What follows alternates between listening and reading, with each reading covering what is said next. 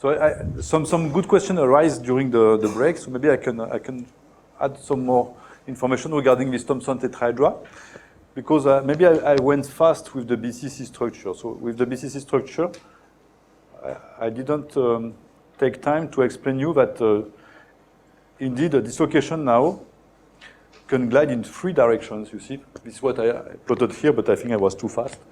I said that the slip planes for these Burgers vectors, 1, 1, 1, belongs to 3, can glide in 3 planes. So these are 2, 4, and 5. So the Burgers vectors B can glide in 2, 4, and 5.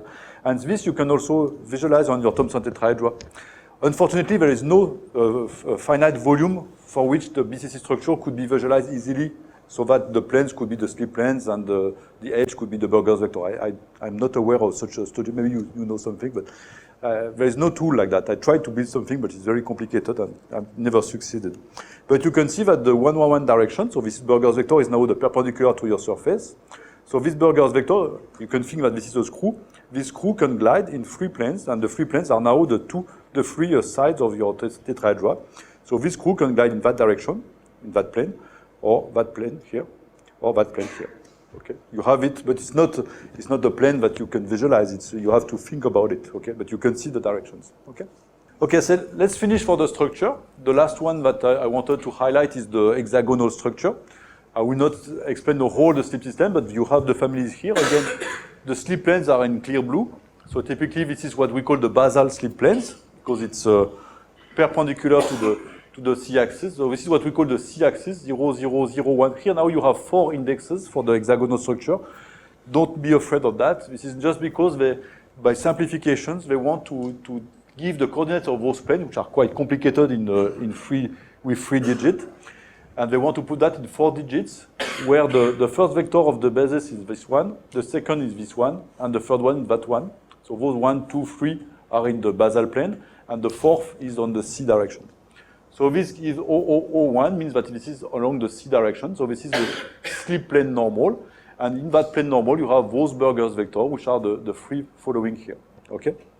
So this is the basal slip plane, slip systems, which is typically the main preferential slip system for magnesium, and also for ice, also typically. Now you have another one which is very, very famous in hexagonal structure, which is the prismatic plane. So the Burgers vector is here and the plane is there. So this is the family.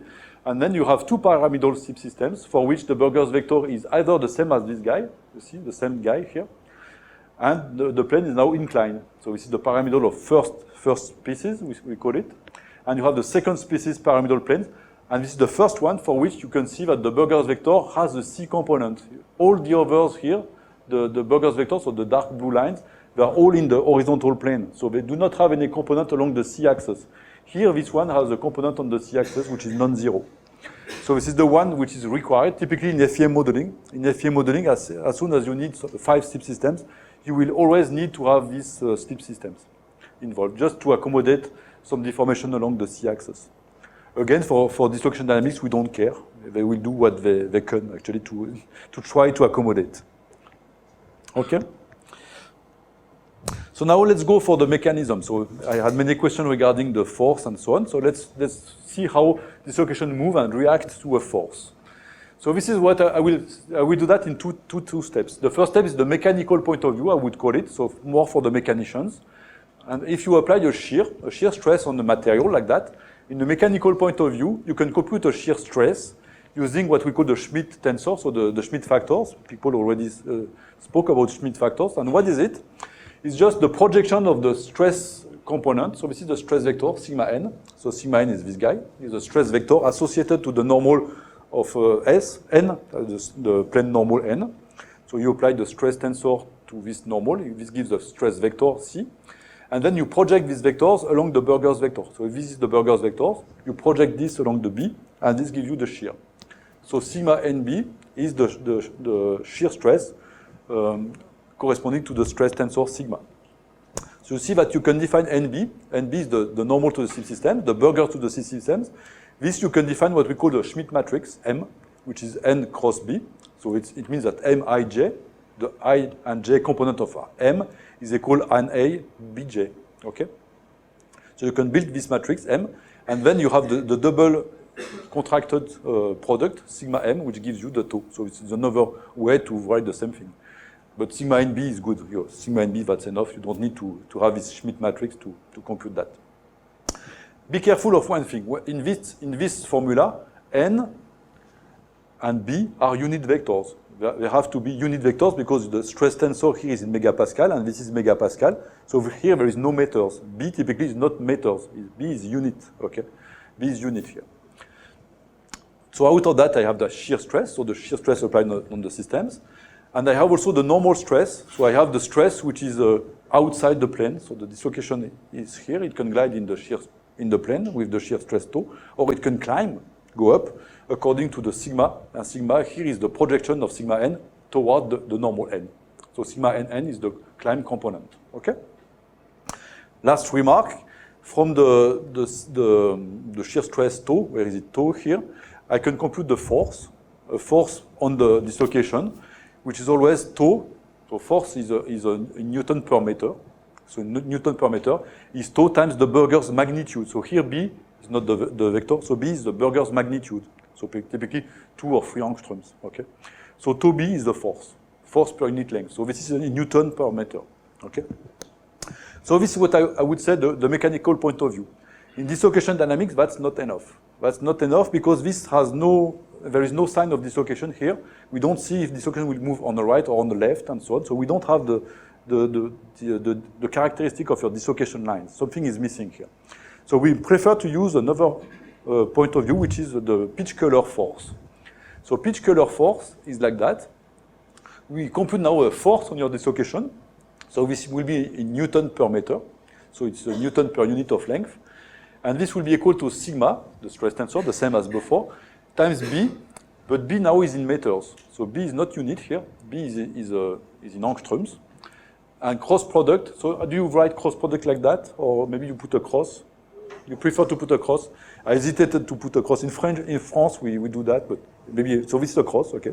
Cross product with the length. So the length is your line orientation, what I call U in my Burger circuits, okay.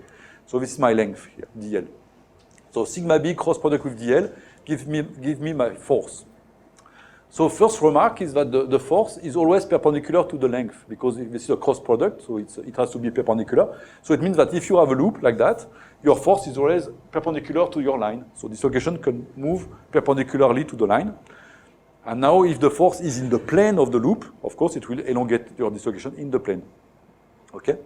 A second remark I want to do here, and maybe this could be an exercise, is to compute out of that, with this force, we can compute the glide component of the force. So I mean the component of the force that will push your dislocation in the plane further, you see. And this, I can do it on the, is there a, maybe there are some, yes, there are. I can do it here. Just to illustrate what I wanted to say, is something like this. So I will put a plane. So this is a slip plane. My dislocation is here, okay? I will put a line direction, so this is my dl, okay? My dl vector is here. I will put my Burger's vector here, B. And I can compute the force df as it's written here. So df it could be what it wants. So df could be out of the plane. So the force is something like that. This is df. Okay.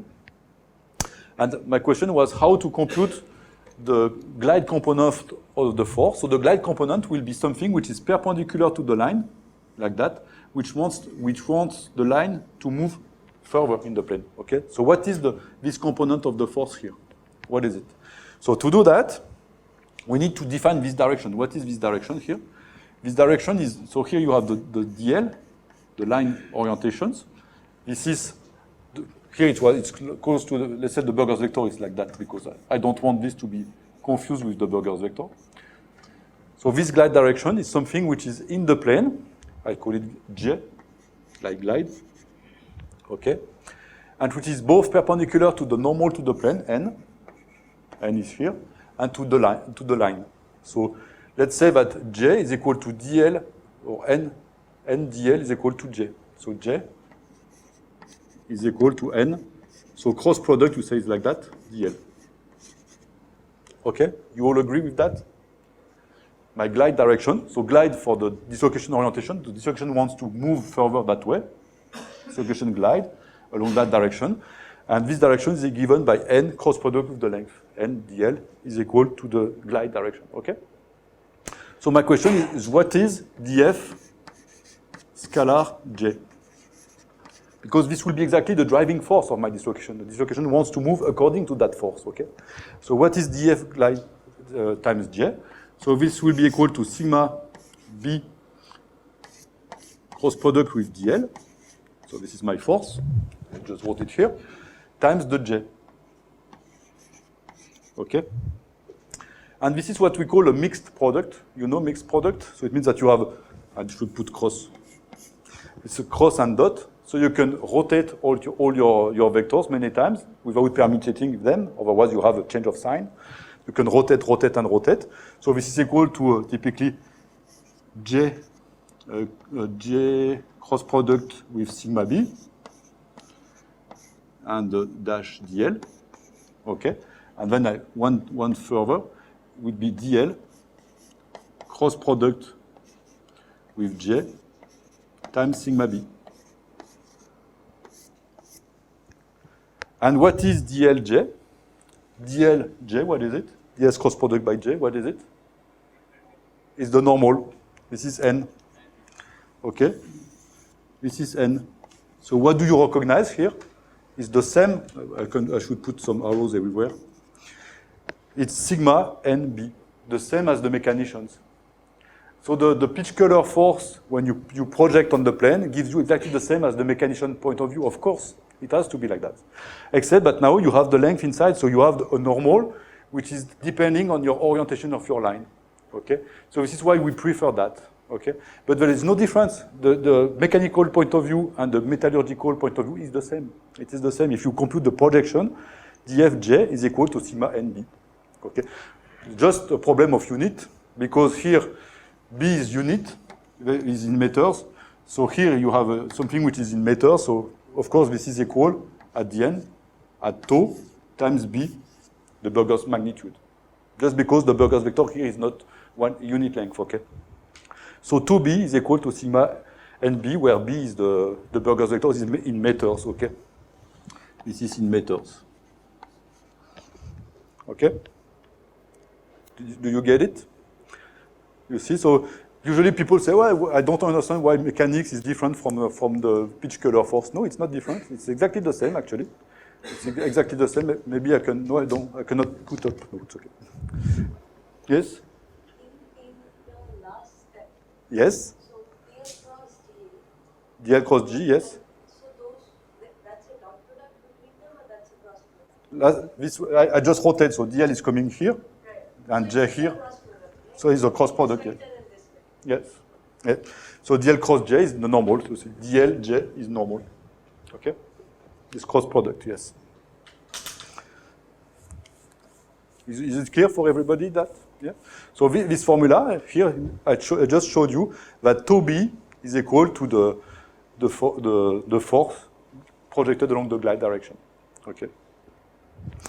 And so it's similar to the mechanical point of view we had here, which is equal to sigma nb. Sigma nb is the shear stress. If you multiply by b, it will give you the force.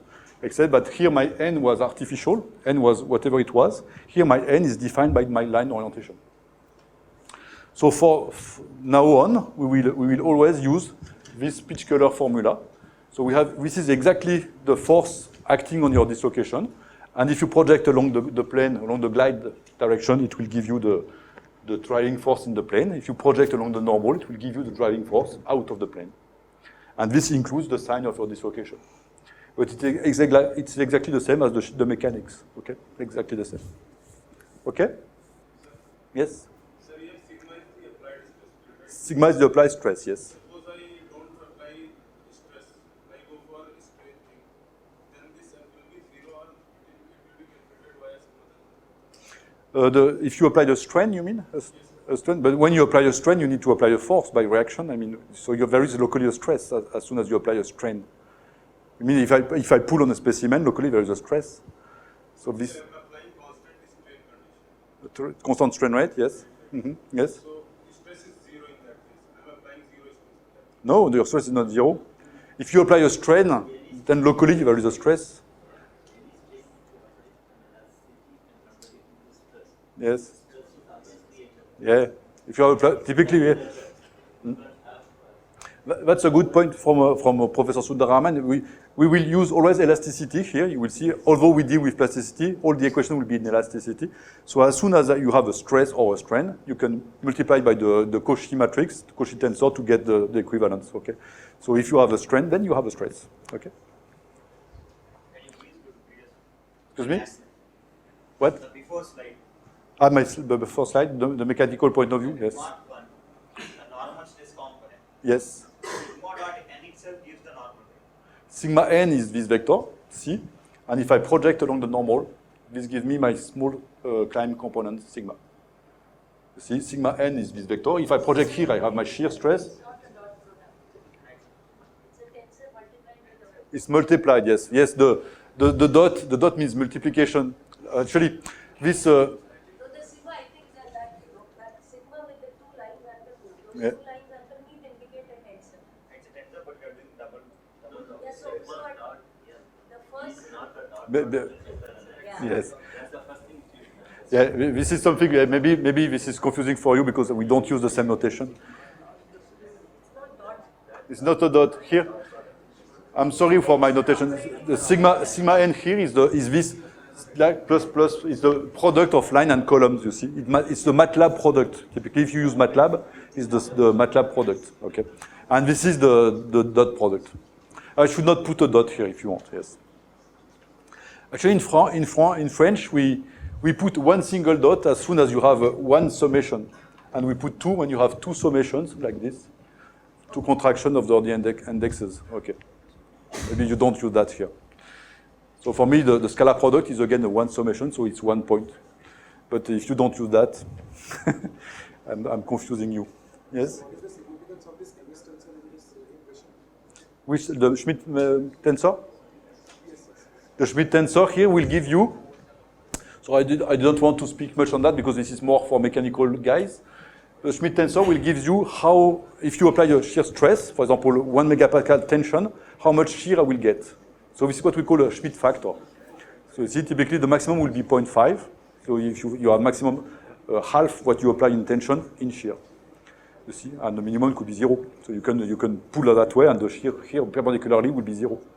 So will be the matrix M will give you all the Schmidt, so the projection of your tensile stress along all your 12 SIP systems. Okay, the Schmidt matrix, because this depends on your SIP system N. Okay. So you have one Schmidt matrix per slip system. Okay, NIBJ. But don't care of that if this is puzzling you. Don't use that the first part of the equation. That's enough. That's enough here. This is just because in many books you will find that. So, okay. So that's good for the glide force component. So mechanical point of view and dislocation point of view are similar, of course. So now let's look for the stress tensors. So what are the stress induced by dislocation? We see that dislocation react to a stress. They move if you push on them. Now they also induce stresses in the material. Why is it so? It's just because typically if you have your dislocation here, it's like if you have introduced an edge in your material. So because of that, you have deformed your material. And if you deform your material, locally you have some concentration, some compression on the top, some deep pressure on the bottom, typically. You can all feel that, right? If you have your dislocation like this, which is stopped here, like that. So here you have your extra half plane. All the atoms surrounding are like this. So here they are like curved like this. This is my atomic planes. And far away, they are more or less perfect, like this. So it means that here, there is some compression state. Here, the atomic planes are too close, so they are compressed. And here, there is some dilatation, just because they are expanded. So just because of this, there is some stresses. You have to have stresses. And these are long-range stresses, which evolve like 1/r. R is the distance to the dislocation. So they can act very far away from your dislocation. And this here, I plotted the stress tensor. just the component on the slip system. So the stress tensor induced by the dislocation, which is very complicated. It looks like that. This is the stress tensor due to a small segment between R1 and R2. It's quite complicated. And if you compute this tensor in the plane NB, it looks like that. For edge, you have some positive and negative, which is alternatively changed along your dislocations.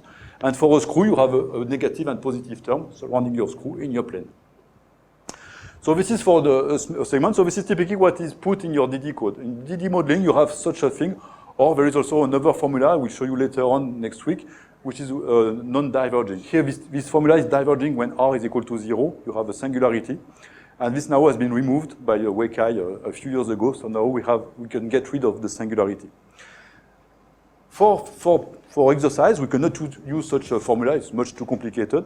So we'll use infinite dislocations. Tomorrow for the tutorials, I will use that equation. So this is the same, but for infinite dislocation line. So just assume that they are infinite.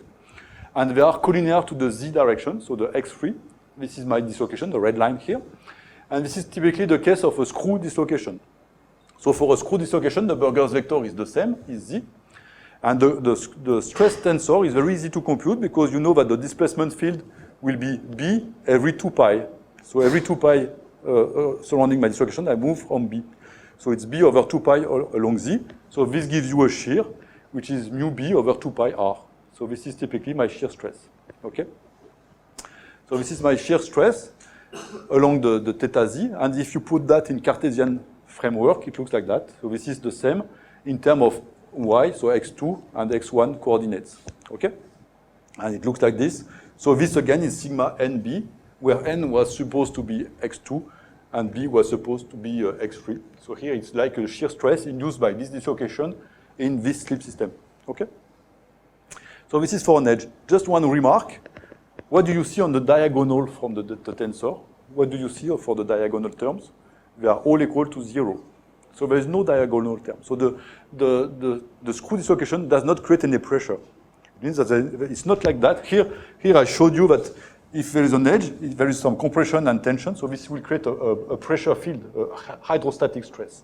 Here there is no. The screw has no hydrostatic stress. Now if we go for the edge looks like that. So, yeah. It is symmetric.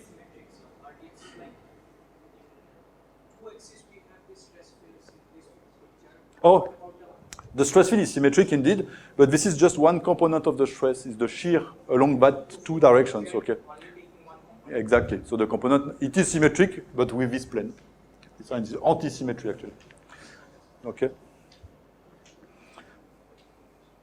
So the edge is like that. So I told you that there are some change of signs along the dislocation line. So you have the positive and negative, same shear stress. And the tensor is a bit different. So you have it here in a polar coordinate system. You have those 1, 2, 3, 4 components like that. And now the biggest thing to recognize is that there is a pressure. Sigma 1 plus sigma 2 plus sigma 3 is not equal to 0. So the stress due to an edge dislocation creates or generates some pressure. So this will have big effect on what? What do you think? What defects are sensitive to pressure? What kind of defects are sensitive to pressure in math? Vacancies and interstitial, yes, indeed. So it means that vacancies and interstitial will always diffuse toward the edge dislocations and not toward the screw. They don't care of the screw because there is no pressure there. But they will move here. For example, here you have some space, so here interstitial will come here. Here it's compressed, so vacancies will come here. Okay? And for the screw, they don't move, they don't interact. Okay? So just because of that, there is some things that will enter into account in the diffusion theory. Okay? Just one remark for tomorrow morning. Tomorrow morning in the exercise, we will play with that formula. We will work with this, and you can see that here I gave you the Cartesian coordinate for the tensor, but not in Cartesian. It's all in sine theta. It's bad. I'd like this to be in x1, x2, x3. So we will do that tomorrow. We change that equation so that it will only depend on x1, x2, x3. x1 is r cos theta, x, and so on. You just have to change that, but just to warm up tomorrow morning, okay? Okay, so that's it. And finally, you say this is edge, this is screw, okay, but in reality they are mixed segments. They are not edge, neither screw. They are just a mixture of both. That's easy because if you have an infinite line, which is a mixed segment, then you can always decompose the line in two parts. One it will be edge. For example, this one here, edge along x1 and screw along x3. This is my dislocation. The Burgers vector is here. I have the screw part along the line and the edge part perpendicular to the line. So my segment is mixed of edge and screw, like that. The edge is the sine phi guy, and the screw is b cos phi. So I can have a component of the Burgers vector for the screw, a component for the edge, and then I say I can apply my formula, the edge formula plus the screw formula, with the two components. So I will have the summation of the two fields. Why can I sum up the fields? Just because I'm using linear elasticity. Since it's linear elasticity, I can sum up all the stress fields, so I can sum up this component. I can decompose everything, okay? One remark also here, which is very important, is that this is done in infinite medium. So here, when I gave you the formula here, typically this one, it's assuming that the dislocations are infinite. In the case the crystal is finite, we need to compensate things. We will see that in the forthcoming lectures on what we call image forces. Image forces is what happens when the crystal is no more infinite, it is finite, okay? And we will have a tutorial on that also, okay? Is it clear for the stress tensors, edge and screw? I just give you infinite one, just so that you can play with hands with that. And we will go further in the tutorials. Now, the last thing I wanted to give you is the energy, dislocation energy. So dislocation energy is not the same for screw and for edges, just because the stress tensors are not the same. So the screw energy is just the integration of the stress tensor times the strain, sigma epsilon. And then it means that for the screw dislocation, it's like mu b squared over 4 pi. So there is a logarithmic term here, which comes because you have to integrate 1 over r. And when you integrate 1 over r, you need to take a cutoff when it is too small, because r is equal to 0, it's diverging. And you have a cutoff when r is infinite, typically when there is another dislocation in your box. So this will be capital R and small r0. So this is the logarithmic term. But the prefactor is not the same for edge and screw. For the screw, this is the prefactor. For the edge, this is the prefactor. Okay? So you see that they are not the same. But globally, they are all mu b squared times the prefactor. Alpha mu b squared is the energy of a line, is alpha mu b squared, always. B is the Burgers magnitude, okay? And then you can see that here, the edge, the elastic energy of the edge is always higher than the elastic energy of the screw. Just because of the 1 minus nu. Nu is 0.3, typically, a Poisson ratio. So because of that, the elastic energy of screw is always lower than edge. So I had a question for you. If you notice in the TM, a dislocation loop is always elongated like that. It's like an ellipsoid, okay? I want to ask you, what is the direction in which the dislocation is elongated? Dislocation line will look like that, just because the energy are not equivalent, because the energy are not the same for edge and screw. Because of that, the line will be inclined. So my question is whether the Burgers vector is this, or the Burgers vector is that. So who vote for pink, for example, the pink solution? There is the pink and the white solutions, okay? You have pink, which is perpendicular, and white, which is horizontal. Who vote for the white, for example? Oh, 1, 2, 3, yeah. Don't show up. And who vote for pink? No, nobody, of course. Yes, you're all right.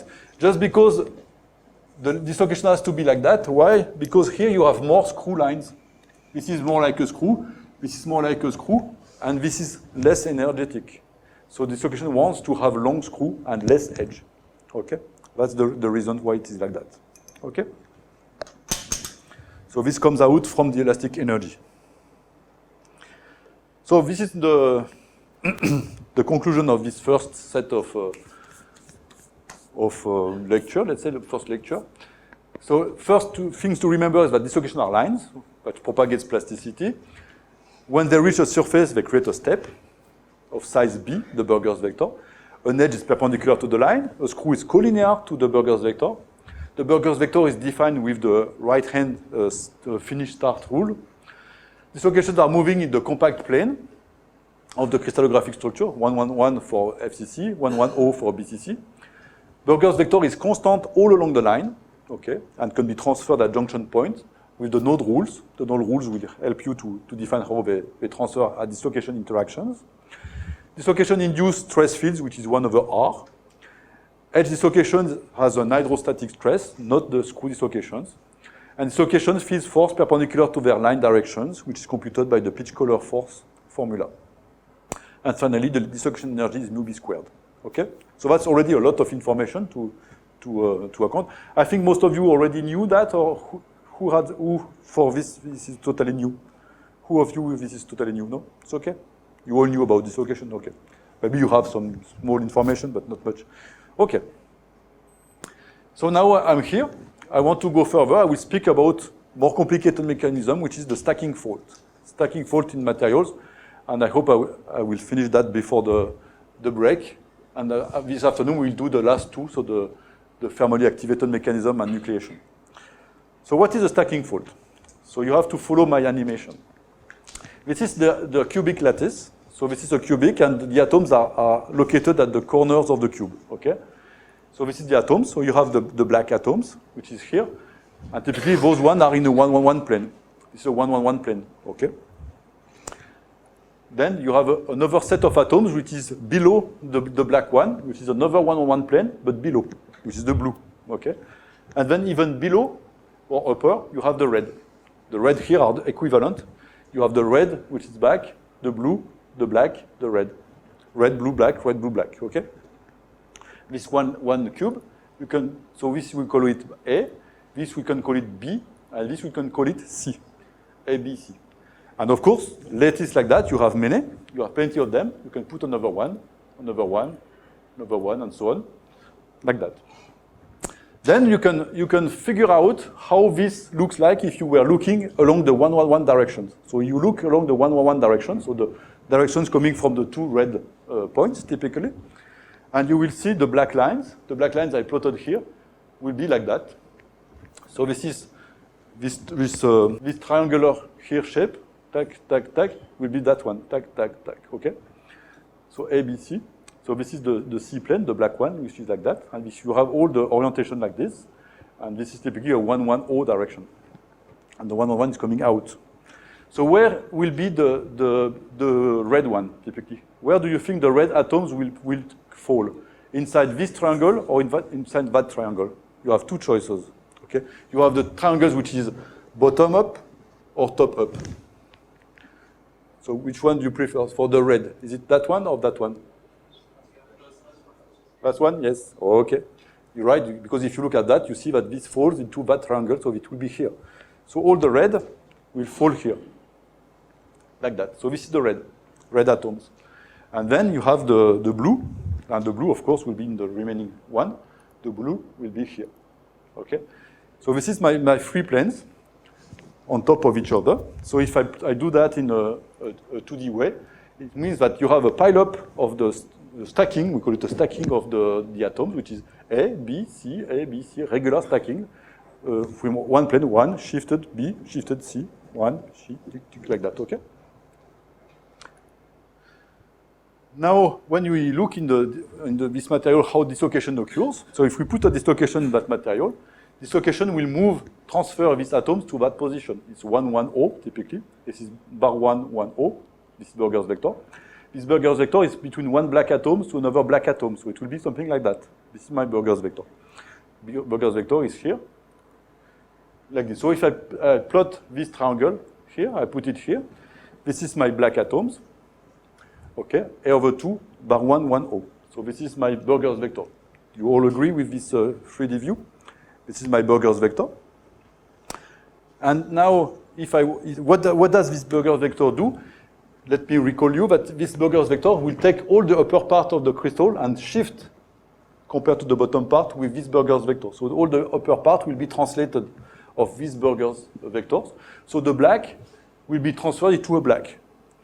So it means that the black plane will still remain a black plane. There is no change.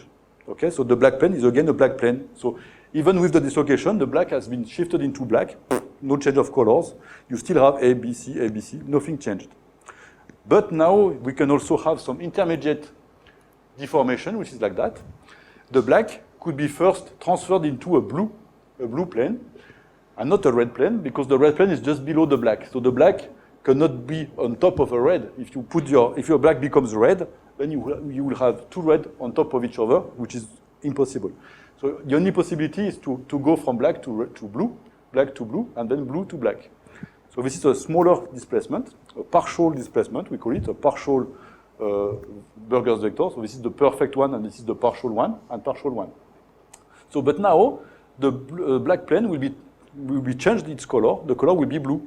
The black will be transferred to blue, and then blue to black. So because of that, you have a change in your stacking fault. You will have something that will be changed. So if I put it that with the number, so here you can look at that in your Thomson tetrahedra. In your Thomson tetrahedra, if you look at the bar 110, I think it's this was in the 111 plane. Bar 110 was the number 5. The number 7 in the arrow. Okay, so it's AB. This is AB. Okay, it's AB vector. This is AB, and I say that this will be changed into A delta plus delta B. Okay, A delta plus delta B. So AB is equal A delta plus delta B. Okay, you see that in your Thomson tetrahedra? AB is equal A delta plus delta B. So it's exactly what we say here. So now, if this happens in the material, this is how it looks like. You have your dislocation, which is now not a single dislocation, but two dislocations. That one dislocation will do that job, another dislocation will do that job. Okay, so you have two dislocations. One will transfer your blue your black to blue, and one will transfer your blue to black. How is it done? So you have your dislocation, which is split. It is split in two partials like that. These two partials are separated by a distance d. D depends on the stacking fault energy gamma. Gamma is a stacking fault energy. This is depending on your material. For aluminum, for example, it's very high stacking fault energy, so D will be very small. You have in aluminum very small dissociation distance. In copper, it's a lot higher, so D will be higher. So this we will see in TM, I guess. I will see some picture where you have some dissociation depending maybe on your stacking fault energy. And now if you look at your material, so before the dislocation comes, you have ABC, ABC, ABC, regular stacking. When you are here, because you have the B2, which changed the blue into the black into the blue, then here you have AB, ABC. The black is now blue. This is the fault. Here you have a fault. So you now have ABC, ABC, you have AB, ABC. You have something which is bad here. So you have a stacking fault, okay? And then later on, here on that side, it's again perfect because the blue has been shifted into black, okay? So B2 is on the right and B3 is on the left. So this gives you also the orientation of the partials. You cannot reverse the two. If you reverse the two, you will have what we call an extrinsic fault, which is not energetically favorable. So let's do it with balls, with ping pong balls. So this is my atoms, A, B, C. Okay, I put my atoms. Do you see it? So here I put it in the middle. There is one hole here. This will be my C plane, A, B, C. Okay. Let's do the job of a single perfect dislocation. So I remove these two lines here. Tack, tack. I remove it. This is my dislocation. And now my dislocation perfect Burgers vector will shift that position to that position. This is A over 2, 1, 1, 0. So this is how it works. So a dislocation moves that way. Tack. You see, this is the partials. You have the partials, but in one step. So you have one, tack. It moves up and down, ups and down, ups and down. So this is how my dislocation moves. Now, if there is a stacking fault, so this was for aluminum, let's say. Aluminum is more or less like that. If you go for copper, it will be like that. You have a part of it which is moving. Okay, and then there is a stacking fault here because now this is not a B plane anymore. This has been transferred into C typically. So this is a faulted plane. But here you have a partial vector, here a partial vector, and it's not perfect vector. And then you have the final like that. Here you can see that there is some fault here because you have some overlap of the atoms at this place. Okay. Now how does it move? The dislocation here is now in two partials. It moves the same way as before. You have like that. Stuck, stuck, stuck, stuck. See? Dislocation moves step by step on two sides. And you always have your stacking fault between, like that. Okay? So this is important for material because this will be at the origin of the cross-slip mechanism. We'll just speak later on. Cross-slip is very much related to that stacking fault. What? Why there was built for copper and not for LPG? Oh, yes, because I will give it here. Here, yes, because of that. You see, the stacking fault energy for aluminum is 166 megajoule per meter squared. So it's very high. So if it's high, D is 1 over this distance, so this energy. So D is very small. So you have very small distance between two partials. So they are like at the same place, more or less. Whereas for copper, or for even copper with some solid solution, you have very low stacking fault. So now the dislocation distance is huge. So you have a big splitting of your partials. So it's the opposite. Okay?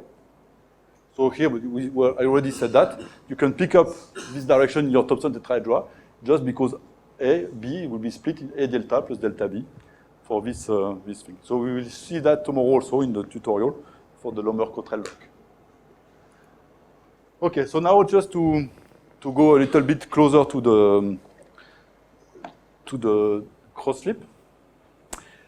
When those two partials are split, so this is typically a dislocation line which is split in two partials.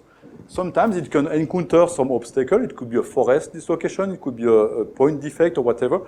And then locally the two partials could be constricted. Constricted means that they merged. The two partials merged at a given point, okay? This happens many times at different places because of crossing of dislocation and whatever.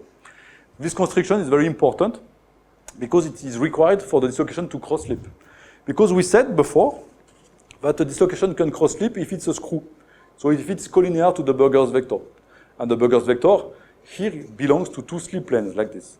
Now if it's a partial segment, the partial segments, the Burgers vector is now this mixed, these things like that. So the screw line which comes and changes the slip planes, it's not a screw now anymore, it's a mixed dislocation. It's what we call a 60 degrees dislocation because the Burgers vector, the line is here, the Burgers vector it's at 60 degrees.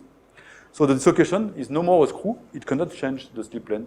The Burgers line and the orientation of the vectors are not collinear, so it cannot change. So before changing the slip planes, the dislocation should again become perfect and then change the slip planes. So first you need the constriction to have a perfect dislocation, perfect screw, and then you can go back in the second plane. You cannot cross-slip with the partials. A partial cannot cross-slip. There is a theory on that which is called what was the name, by the way? Maybe you know the name of the, I don't remember.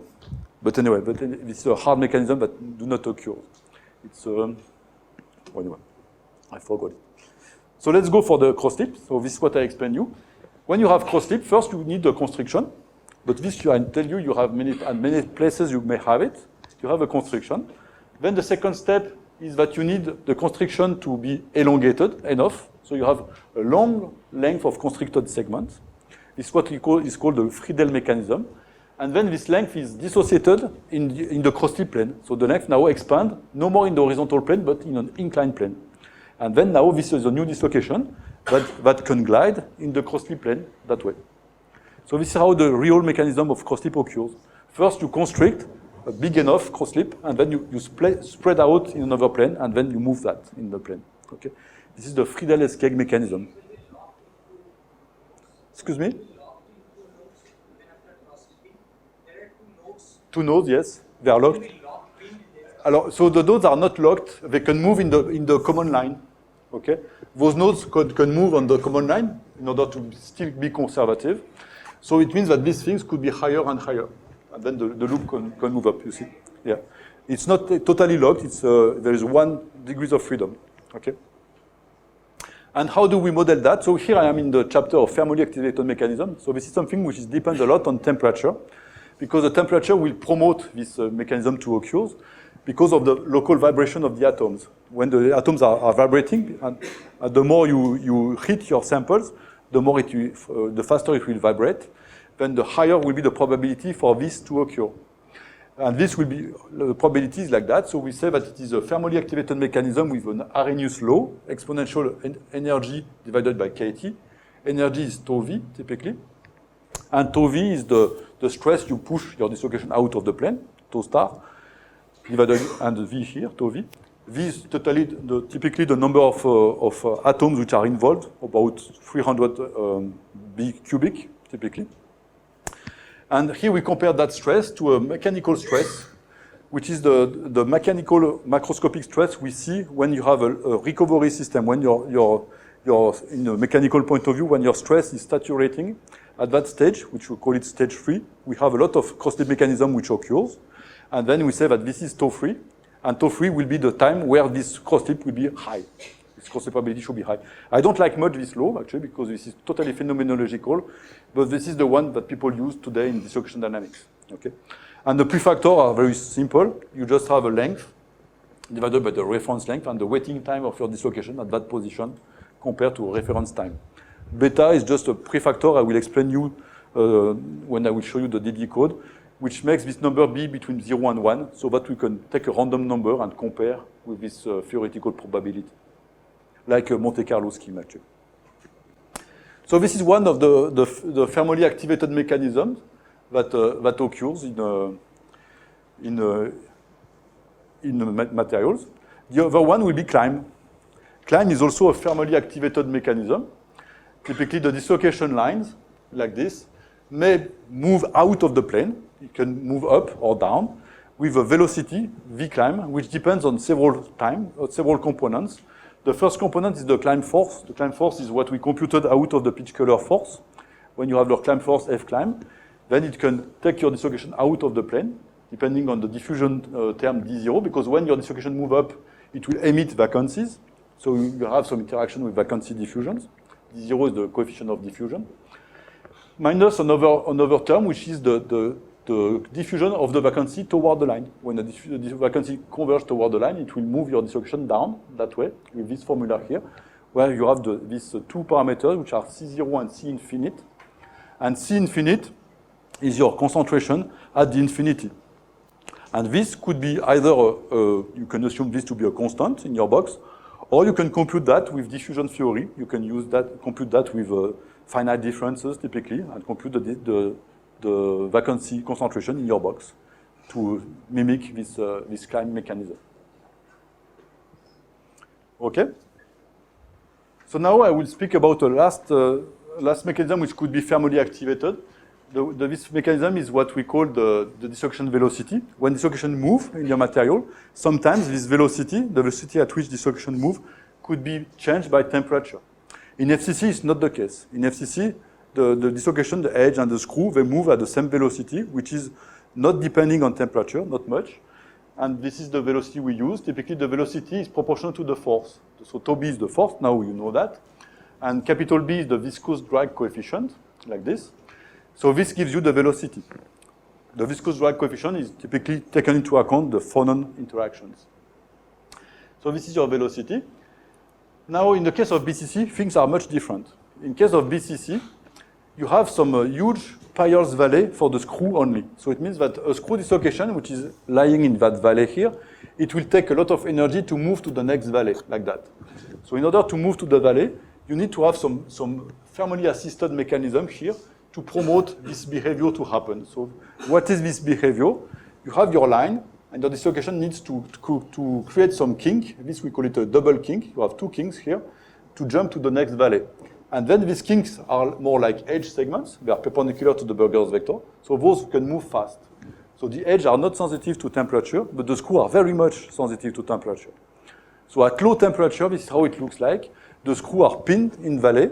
The edges are very fast. The edge can move very fast, and the screw cannot. And how is this is modeled? This is how we do that in computer.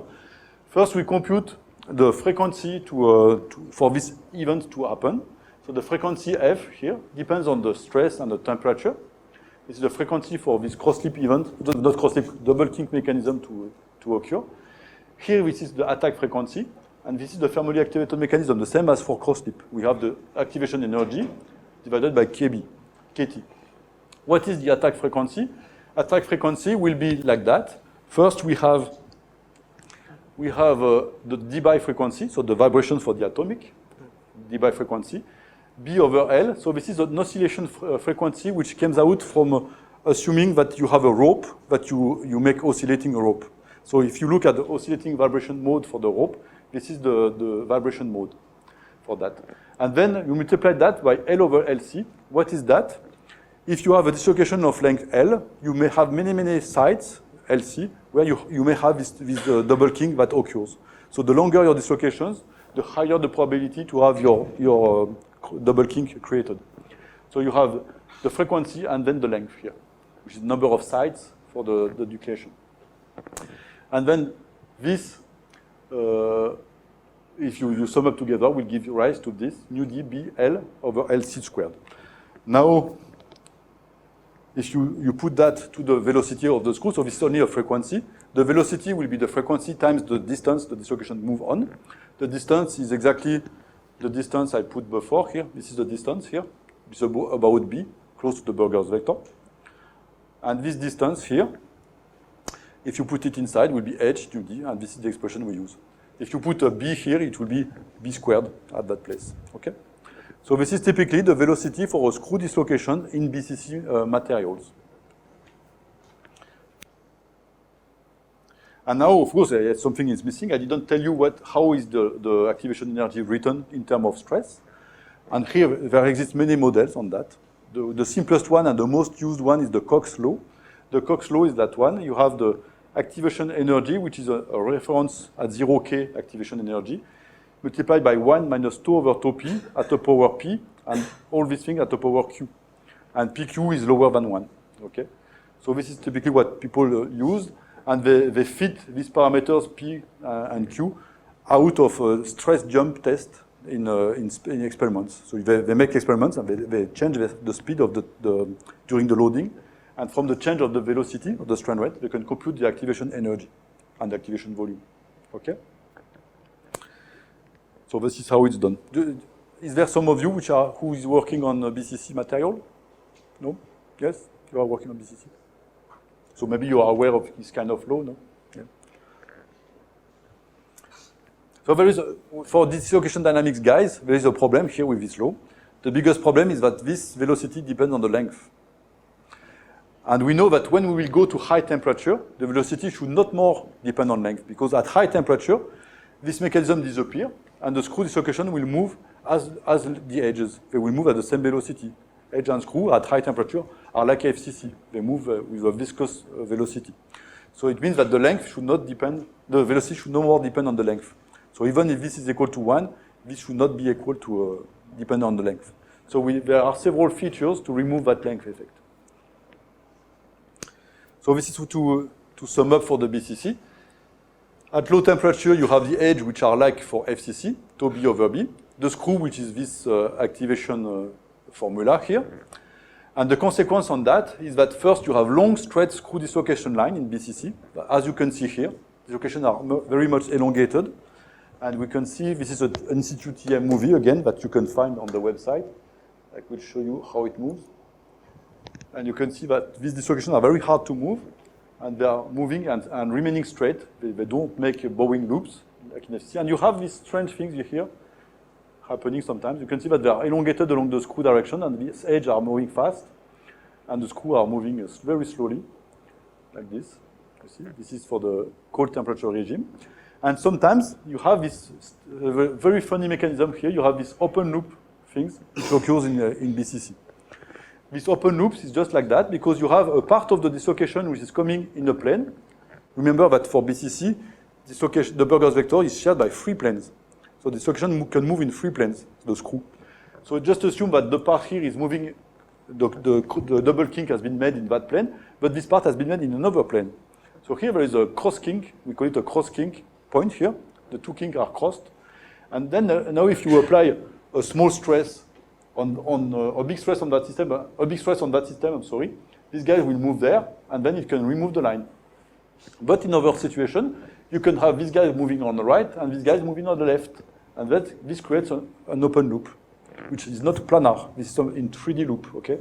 This is in the bottom loop, and this is on the inclined plane.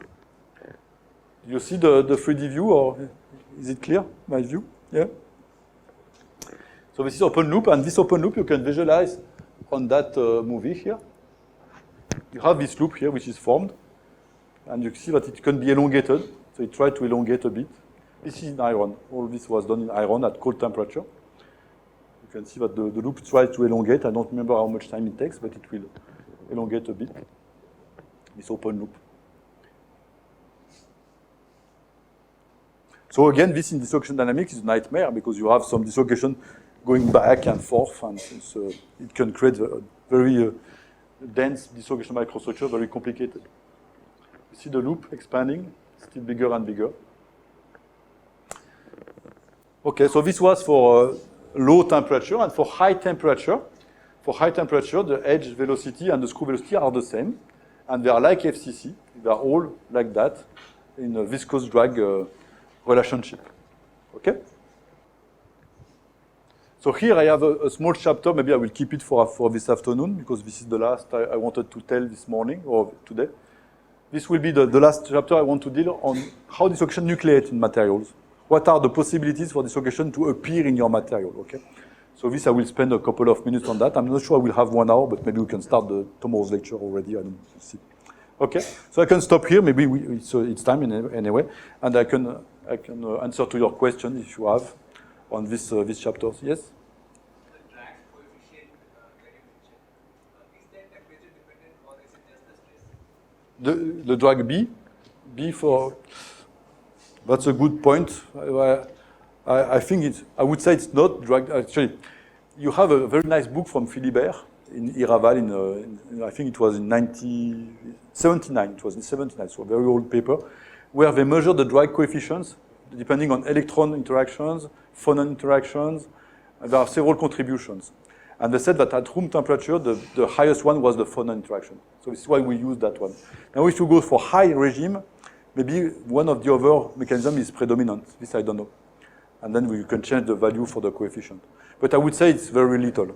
It's very little, yes. It's not like for a BCC for this thing here. Yeah.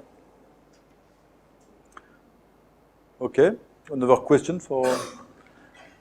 So here I explained about stacking faults and thermally activated mechanism. So climb mechanism, is it not important in FCC materials? Which one? Climb? Climb, see, yes, it is. It is. I said before, the climb. For BCC, you said? No, for FCC. FCC, yes, it is. I showed you the equations here. Here, this was BCC, and this was FCC. So FCC, I said that there is cross-slip for FCC, and then here there is climb. I didn't say that this was for FCC, but this is for FCC, climb. Yeah, yeah. It's very important, yes, for high temperature. Should we consider a uniaxial test, and if we are considering it, I mean, it will appear for, will carry it out for a small time. So, is it important to take this mechanism? Is this mechanism going to be active in a uniaxial test, or is it only active in something like recovery or annealing or something? No, this mechanism is as soon as you have high temperature, you will have climb. Typically, you can make fatigue even in fatigue tests at room temperature. We'll see that in my lectures. I will show you fatigue. In fatigue, you create a lot of dipoles, so dislocation are opposite sign. And as soon as temperature is high enough, or even at room temperature, if you wait long enough, you will have some diffusion that makes the dipole collapse by climb. Just because of if you wait enough or if temperature is there. So you don't need to have some specific load to promote climb. It could be only by diffusion. So you have this force, but you have also this diffusion, which is very important. So diffusion can come from how long you wait or the velocity at which vacancy diffuses toward your dislocations. You see? So temperature, yes, it plays a role, but it does not depend on the load, not much. And time? Time is important, yes. Time is important. So, it shouldn't be like if we carry out the test for a small time? Yes.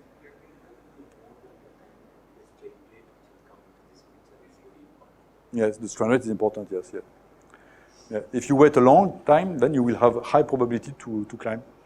If you go fast, the climb will not occur. Yes and no. It depends, actually. Yeah, because I will explain you this later on, but the reason why you use high strain is because the time step is small. Time step is 10 minus 10, typically. So because of that, you need to apply stress very quickly to see something. But if all the simulation I will show you here, for example, I did it in quasi-static mode. Which means that I apply a load, and I always wait for the dislocation to stabilize before applying further the load. So in that way, there is no time in my simulation. It's quasi-static. I mean, I always wait for equilibrium, and then I load at equilibrium, load, and load. So there is no speed. So this is why I said no, yes and no. You see. So I try to avoid time effect actually. Because if I have real time, it will be fast, as you said, it will be very fast actually. So I prefer to do quasi-static loading. But then I don't have real-time simulation. That's another point. So in case of a high stacking fault energy meeting, would the dislocation lines basically be along the partial vectors or the original? That's a good point. I don't know. I don't know how partial dislocation climb. That's a good point. Typically, that's something I never ask myself. Yes, I don't know. Maybe they need to constrict this. I don't know. They constrict also. Okay. I'm asking like in case of a high stacking fault energy meeting, whether it would glide along these two partial dislocation vectors. You speak about glide.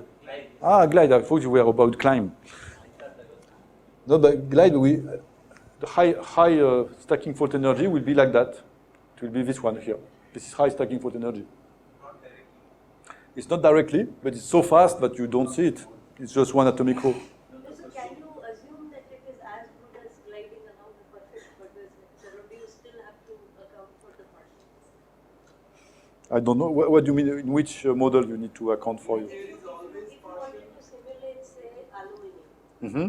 so can you just deal with putting in the perfect Butler's vectors and not worry about partials? Yes, I think so. Yeah. Really, because although if you take the two, they will be so close, but after a few atoms later, you will see that as a single line, actually, equivalent line with the summation of the two burgers. So for all the mechanical point of view, if you speak about the stress levels and so on, it's just superposition of the two lines. Consider dislocation. Yes. What is vector distance? How do you model If this? for when two dislocations are, Perfect dislocation, if they are partials, then we consider separation between them. yeah, It's so small. yes, Then it's going to be very difficult to consider as an independent dislocation. yes, yes, Whether I can feel the last thing. yes, sure.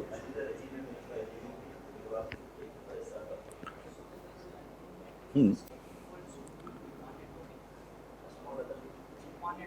That's what So you sort of say that the pores of the two particles are overlapping, and Hmm. find out what the separation between the partials. What is that I think that you Never perfect dislocation. Yes, exactly. You would say that usually. Always some partial. In FCC, there is always a partial vector, yeah. But the dissociation X could be so small that you can consider this as a perfect one. Yeah. But there is always a dissociation. Yes, sure. So the stacking fault energy of metal is probably affected by the variation of alloy length. Yes, so sure, of course, yes. Yeah. Copper is rising and this copper and glass will be having a Of course, yes. And this is how people play with that, yes. So, sir, why exactly does it happen that this alters reaction? Just because when it is alloying, then here you don't have a perfect copper. It's not only copper atoms you have copper plus the alloys, so the solid solution. So now the energy to move a plane out on top of the other one is higher or lower. It could decrease also. So the energy to make a B become a C will depend on how many alloy elements you have in your B plane typically. Typically, just imagine you have some substitutional atoms which are bigger, and if you move them, they can be on top of each other. So it's very hard to move them like this. So this will be high energy.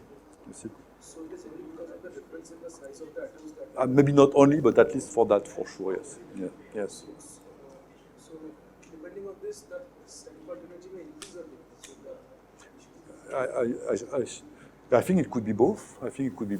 It could, usually we use it to increase it, so that dissociation will be more coplanar, will be more in a single plane and not cross-slip. But you can find a way to increase. Typically in superalloys, nickel superalloys, I know that they play a lot with the solid solution, like rhenium and so on, in order to change the stacking fault in the gamma matrix. See.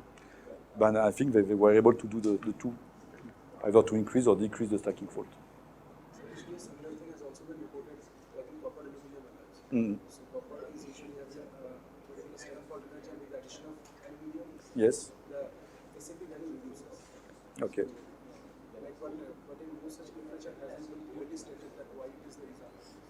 Okay. Yeah. Another question? No? Yes? Sir, we can enable and disable cross-sleep in our simulation. We could disable, yes, yes, sure. So what is the effect of cross-sleep on stress level different orientation of the system? But it's typically what it's related to what you said regarding the 5 sleep systems typically, because if you do not have cross sleep, and if you have typically only a dislocation in one given sleep system, then they will be confined in that system. They cannot change. So you will have a pure shear finally, you see. Although if you are applying a tensile stress, you will have a pure shear. So finally your specimen will rotate, you see. Now if you allow cross sleep, because of cross sleep, it will be able to accommodate the tensile just with a combination of 2 sleep, 2 shear, typically. Stress level will reduce in case of cross-sleep. Yes, yes. Mostly, yes. Sometimes cross-sleep could increase the hardening in some materials just because of the debris or dislocation interactions with the forest hardening. But mostly, cross-sleep reduces the stress level. It's one of what we call a recovery mechanism. Cross-sleep and climb. It's a recovery mechanism. So they decrease the yield stress. Yeah. The same as climb. Yes, one more question, no? Why constriction should form? What? Why constriction should form? Usually when dislocation cross each other, when you have your partial splitting like that, but here there is another dislocation out of the plane, and they cross each other. This dislocation will print a Burgers vector out of the incoming dissociated dislocation. So this will pin the 2 partials together when they cross. So here at that point you will have a constriction. Okay, for another field basically. Another Stress field. another dislocation comes. Yeah, when you have dislocation interaction. Maybe you know other possibilities for constriction. Finally, the stress field also comes with the picture. Yes, sure. So that's what we are considering for the end result. But before that, what happens? That you have to look at. That's what can be written in simulation.